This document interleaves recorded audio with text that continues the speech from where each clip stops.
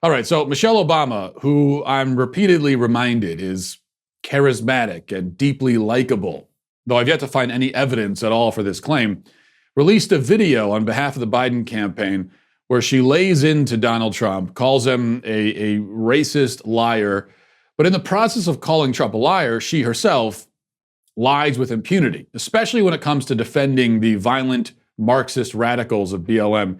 Here's some of that portion of what she said. Listen. They're stoking fears about Black and brown Americans, lying about how minorities will destroy the suburbs, whipping up violence and intimidation. And they're pinning it all on what's been an overwhelmingly peaceful movement for racial solidarity. It's true. Research backs it up. Only a tiny fraction of demonstrations have had any violence at all. So what the president is doing is once again patently false. It's morally wrong. And yes, it is racist. But that doesn't mean it won't work. Because this is a difficult time, a confusing time. And when people hear these lies and crazy conspiracies repeated over and over and over again, they don't know what to think. With everything going on in their lives, they don't have time to fact check falsehoods being spread throughout the internet. And even reasonable people might get scared. And the one thing this president is really, really good at is using fear and confusion and spreading lies to win. Patently false, morally wrong, and racist. That's how Michelle Obama describes Donald Trump. But she may as well have been speaking into a mirror instead of the camera because her words apply much more to herself. She says that the protests, quote unquote, have been overwhelmingly peaceful and that only a tiny fraction have had any violence at all. How does she know this? Well, research, she says. Research backs it up. I love it when people cite research, not actual research, but just the word research. Like, what's your evidence for that claim you just made? Oh, research. Yeah, the research. All the researches. Oh, and evidence too. Research and evidence. That's how I know. That's it. Research and evidence. Now, she doesn't, of course, go into specifics, so I can only assume that the research she's talking about is the much ballyhooed study from the Armed Conflict Location and Event Data Project, which did a study about this summer's protests. And its findings were trumpeted by the mainstream media with headlines like this one from The Guardian saying, nearly all Black Lives Matter protests are peaceful despite Trump narrative, report finds. And what did this study actually find? Well, it says, according to The Guardian, the vast majority of the thousands of Black Lives Matter protests this summer have been peaceful, with more than 93% involving no serious harm to people or damage to property. Now, already there's a problem with the serious harm qualifier. What counts as serious harm? And why shouldn't the supposed non-serious harm still be included as violent? I mean, if you punch me in the face and barely manage to give me a nosebleed, does that mean that your punch wasn't violent? Or does it just mean that you have scrawny toothpick arms and you punch like a child? Now, in any case, let's just go with this research for a moment, for the sake of argument, and say, okay, 7%. It also says that between May and August, there were 7,750 BLM demonstrations. Now, what's 7% of 7,750? I'll let you do the math, mainly because I'm too stupid to do it. But I do know that it's several hundred. So by these very favorable calculations, trying to put things in the most positive possible light for BLM, still we are left with the conclusion that there were several hundred violent BLM demonstrations that involved serious harm to people, property, or both in the span of one summer.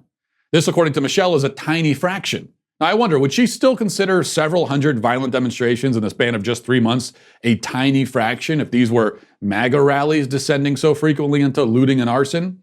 Would 7% be a tiny fraction of, say, pro-life rallies that involve torching abortion clinics? Would 7% be a tiny fraction of fecal-coated chocolate chips in a chocolate chip cookie? I'm just trying to figure out when 7% becomes tiny. Is it only for BLM violence? I'm pretty sure that if I were to say only a tiny fraction of people who've contracted COVID have died from it, Michelle would take issue with that, even though the fraction is far, far, far less than 7%. Yes, it would seem that 7% becomes tiny only in a very selective and politically useful circumstance. So when Michelle Obama or anyone else on the left defends mob violence as somehow peaceful, what she and they really mean to say is that in their minds, the violence doesn't matter, or perhaps is even justified. This is something to keep in mind when you listen to another message from the Biden campaign, also from yesterday. This is from Joe Biden himself, who went to Gettysburg in a bit of a self-aggrandizing stunt to give a message on unity. And here's what some of that sounded like, if for some reason you want to hear it. Listen. Here, on this sacred ground, Abraham Lincoln reimagined America itself. Here, a president of the United States spoke of the price of division and the meaning of sacrifice. He believed in the rescue, redemption, and rededication of the Union. All this in a time not just of ferocious division, but of widespread death, structural inequity, and fear of the future. And he taught us this: a house divided could not stand. That is a great and timeless truth. Today, once again, we are a house divided. But that, my friends, can no longer be. We are facing too many crises. We have too much work to do. We have too bright a future to have it shipwrecked on the shoals of anger and hate and division. Yes, unity. We must have unity, not hate, not anger and division.